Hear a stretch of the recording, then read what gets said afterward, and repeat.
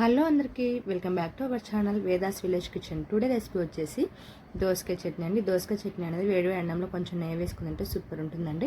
అలాగే దోసకాయ చట్నీ అనేది దోశల్లోకి బెస్ట్ కాంబినేషన్ అని చెప్పొచ్చు.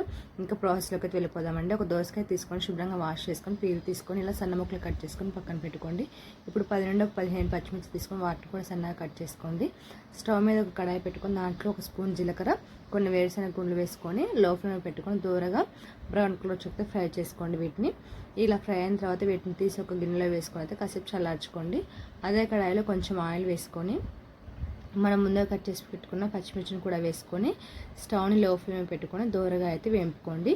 ఇలా బ్రౌన్ కలర్ వచ్చిన తర్వాత వాటిని కూడా ఒక ప్లేట్లో వేసుకొని అయితే కాసేపు అయితే చల్లార్చుకోండి. ఇప్పుడు కొంచెం అంతా నిమ్మకాయ సైజ్ అంత చింతపండు అయితే నానబెట్టుకోండి.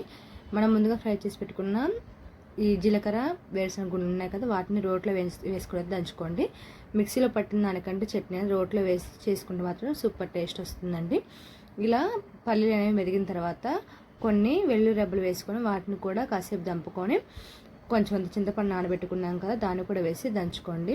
మనం ముందుగా ఫ్రై చేసి పెట్టుకున్న పచ్చిమిర్చి ఉంది కదండి, ఆ పచ్చిమిర్చి అనేది వేసుకొని మెత్తగా మెదిగే వరకు అయితే ఇలా దంచుకోండి. ఇలా మెత్తగా మెదిగే వరకు దంచుకున్న తర్వాత మనం కట్ చేసి పెట్టుకున్న దోసకాయ ముక్కలు ఉన్నాయి కదా, ఆ దోసకాయ ముక్కల్ని కూడా వేసుకొని దోసకాయ ముక్కల్ని మరీ మెత్తగా దంచుకోకుండా కచ్చా పచ్చాగా దంచుకోండి.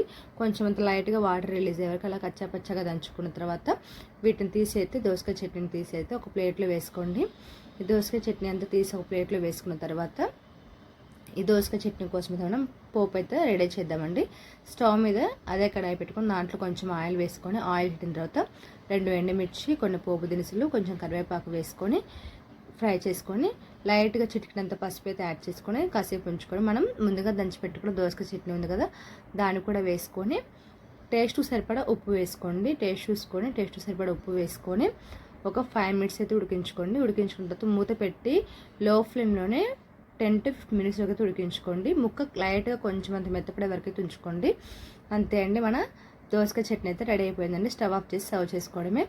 ఈ దోసకాయ చట్నీ అనేది వేడి అన్నం వేసుకుందంటే సూపర్ ఉంటుందండి. మీరు ఒకసారి ట్రై చేసి ఎలా వచ్చిందో కామెంట్ చేయండి. మరి ఇలాంటి వీడియోస్ కోసం నా ఛానల్ సబ్స్క్రైబ్ చేసుకోండి. Thank you.